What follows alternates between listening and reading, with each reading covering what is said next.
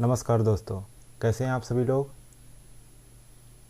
एग्जामोफोबिया YouTube channel में आप सभी लोगों का स्वागत है। BPSC PT exam current affair special series में आज जो है हम लोग 13 नंबर टेस्ट पेपर डिस्कस करेंगे, जिसमें 25 एमसीक्यू होंगे, साथ में उनका डिस्क्रिप्शन होगा।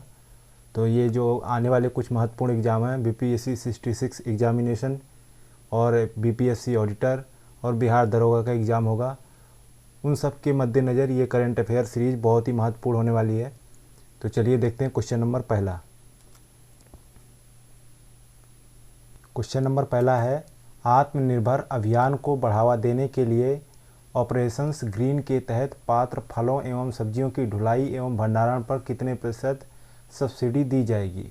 केंद्र सरकार ने आत्मनिर्भर अभियान को बढ़ावा देने के लिए ऑपरेशंस ग्रीन के तहत फलों एवं सब्जियों की ढुलाई एवं भंडारण पर कितने प्रतिशत की सब्सिडी दी जाएगी।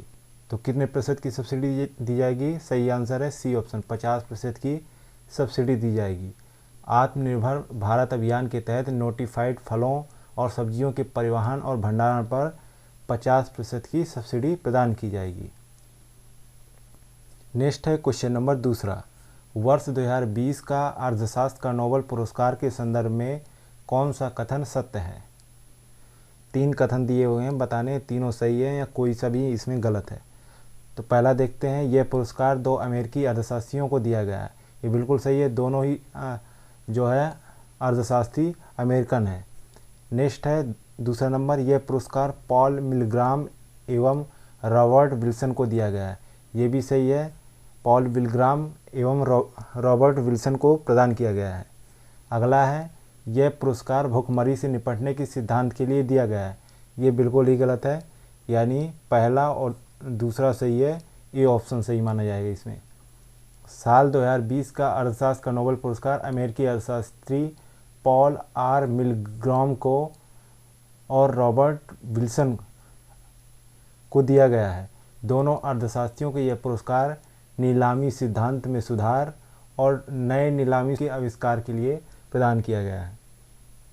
तो यहाँ पर ये पुरस्कार जो है भुखमरी के सिद्धांत से निपटने के लिए नहीं प्रदान किया गया, ये जो है नीलामी सिद्धांत में सुधार और नए प्रयोग करने के लिए दिया गया है। नेक्स्ट है क्वेश्चन नंबर तीसरा, कौन सा ग्रह अक्टूबर 2020 में ऑपोजिशन परिघटना के दौरान रात्रि में आकाश में तीसरा सबसे चमकीला पिंड के रूप में दिखाई दिया।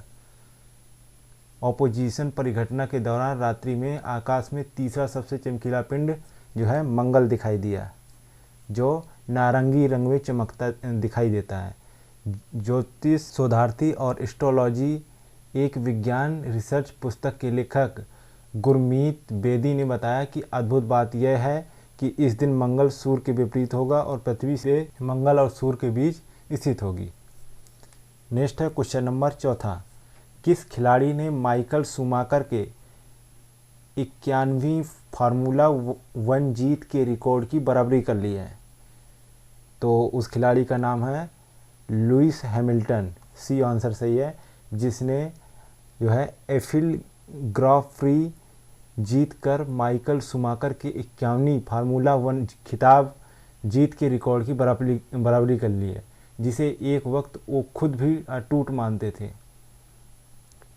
अगला है क्वेश्चन नंबर 5वां, एक नए शोध के अनुसार ध्वनि की सबसे तेज गति क्या है। तो ध्वनि की जो सबसे तेज गति है लगभग 36 किमी प्रति सेकंड की गति है। सही जवाब है सी आंसर। नेक्स्ट देखते हैं क्वेश्चन नंबर 6, असमानता कम करने की प्रतिबद्धता सूचकांक 2020 के बारे में कौन सा कथन सही है। असमानता कम करने की प्रतिबद्धता यानी CRI सूचकांक के तहत कौन से 3 कथन सत्य हैं, ये तीनों में से कौन से सही हैं। तो पहला है, भारत 158वें देशों में 129वें स्थान पर है। ये वाला कथन बिल्कुल सही है, भारत 129वें पायदान पर है। अगला पॉइंट है, नॉर्वे को सूचकांक में पहले स्थान पर रखा गया है। नॉर्वे पहले स्थान पर है और जो है दक्षिण सूडान सूचकांक में सबसे कम रैंकिंग वाला देश है। नेक्स्ट है तीसरा, यह सूचकांक विश्व बैंक द्वारा जारी किया जाता है। ये गलत है, यानी पहला और दूसरा सही है, ए ऑप्शन सही है छठे में। ये जो है इंडेक्स को अंतर्राष्ट्रीय चैरिटेबल संगठन ऑक्सफैम इंटरनेशनल द्वारा जारी किया जाता है। आगे बढ़ते हैं, देखते हैं क्वेश्चन नंबर 7। उत्तर प्रदेश के किस जिले में पेप्सिको एक ग्रीनफील्ड आलू चिप्स उत्पादन इकाई स्थापित कर रहा है? पेप्सिको एक ग्रीनफील्ड आलू चिप्स उत्पादन इकाई उत्तर प्रदेश के किस जिले में स्थापित कर रहा है? तो उस जिले का नाम है मथुरा कोसी। यहाँ पर 35 एकड़ भूमि में वो जो है इस इंडस्ट्री को स्थापित कर रहा है और इसकी जो लागत आने वाली है 814 करोड़ रुपए का निवेश करेगा पेप्सिको इसको लगाने में। नेक्स्ट देखते हैं क्वेश्चन नंबर 8वां। सभी पब्लिक स्कूलों में हाईटेक क्लासरूम बनाने वाला देश का पहला राज्य कौन सा है? हाईटेक क्लासरूम बनाने वाला देश का पहला राज्य कौन सा है? तो ये जो है केरल ऐसा पहला राज्य बन गया है जिसने 8वीं से 12वीं तक की कुल 42,000 क्लासेस में 8वीं से 12वीं तक की कुल 42,000 क्लासेस में लगाए गए लैपटॉप और प्रोजेक्टर और वेबकैम जो है स्थापित किए हैं, जिससे हाईटेक क्लासरूम बनाने वाला पहला राज्य बन गया है। नेक्स्ट है क्वेश्चन नंबर 9।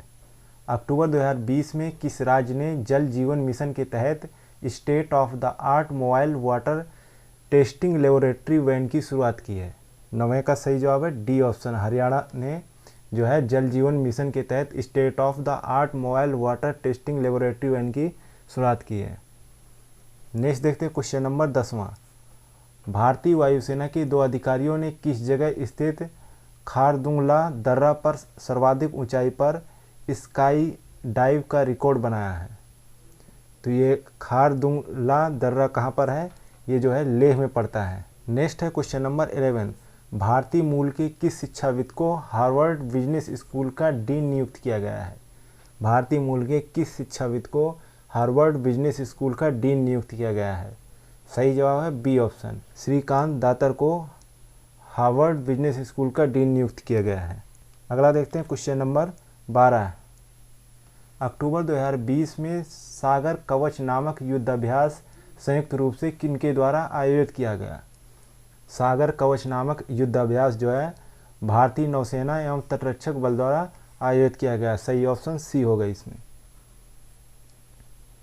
आगे बढ़ें, क्वेश्चन नंबर देखते हैं 13। केंद्र सरकार द्वारा जारी गाइडलाइंस के मुताबिक बलात्कार के मामलों की जांच कितने महीनों में पूरी होनी चाहिए? तो गृह मंत्रालय ने गाइडलाइन जारी की है सीआरपीसी की धारा 173 के तहत, जिसमें 2 महीनों में ही जांच पूरी हो जानी चाहिए। तो सही जवाब है ए ऑप्शन। नेक्स्ट है क्वेश्चन नंबर 14 है। वर्ष 2020 का भौतिकी का नोबेल पुरस्कार किस क्षेत्र में खोज के लिए दिया गया है? 2020 का भौतिकी का नोबेल पुरस्कार किस क्षेत्र में खोज के लिए दिया गया है? तो इसका सही जवाब है डी आंसर, ब्लैक होल्स निर्माण के क्षेत्र में खोज के लिए दिया गया है। किनको दिया गया है? रेनहार्ड जेनजेल जो 68 ईयर के हैं और एंड्रिया घेज जो 55 ईयर के हैं, उनको ये पुरस्कार मिला है। नेक्स्ट है क्वेश्चन नंबर 15। हाल ही में केंद्र सरकार ने संविधान की किस सूची के तहत कृषि से संबंधित 2 विधेयक संसद में पेश किया जो बाद में कानून बन गए? तो केंद्र सरकार ने संविधान की किस सूची के तहत कृषि से संबंधित 2 विधेयक संसद में पेश किए हैं जो बाद में कानून बने? तो ये जो है सूची सेकंड के तहत आते हैं, जिसमें प्रवेश किया जाता है 14 में। सूची सेकंड में प्रवेश 14। नेक्स्ट है क्वेश्चन नंबर 16। भारत में पहली बार किस एक्सप्रेसवे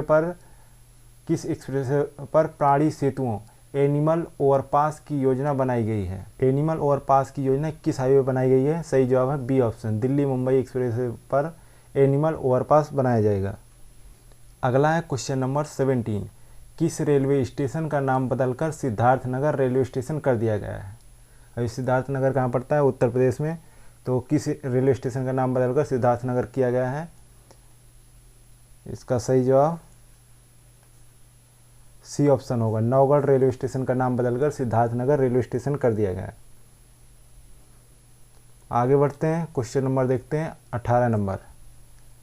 मधुका डिप्लोस्टेमॉन जिसे 180 वर्षों के पश्चात केरल में खोजा गया है, यह क्या है?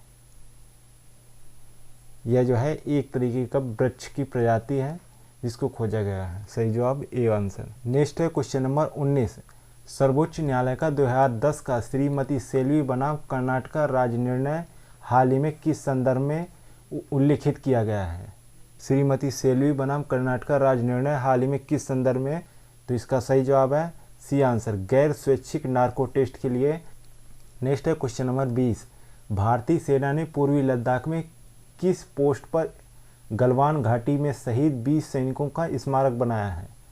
भारतीय सेना ने पूर्वी लद्दाख में किस पोस्ट पर गलवान घाटी में शहीद 20 सैनिकों का स्मारक बनवाया है? तो उस पोस्ट का नंबर क्या था ये आपको बताना है। 20 नंबर में, 120 में, 114 में, 125 में, 130 में। सही जवाब है ए ऑप्शन, पोस्ट 120 में जो है 20 सैनिकों का स्मारक बनाया गया है। नेक्स्ट है क्वेश्चन नंबर 21। भारत एवं बांग्लादेश के बीच अक्टूबर 2020 में आयोजित द्विपक्षीय नौसेना अभ्यास का क्या नाम था? जो अक्टूबर 2020 में भारत बांग्लादेश के बीच द्विपक्षीय नौसेना अभ्यास हुआ उसका नाम जो था बोंगो सागर था। नेक्स्ट है क्वेश्चन नंबर 22।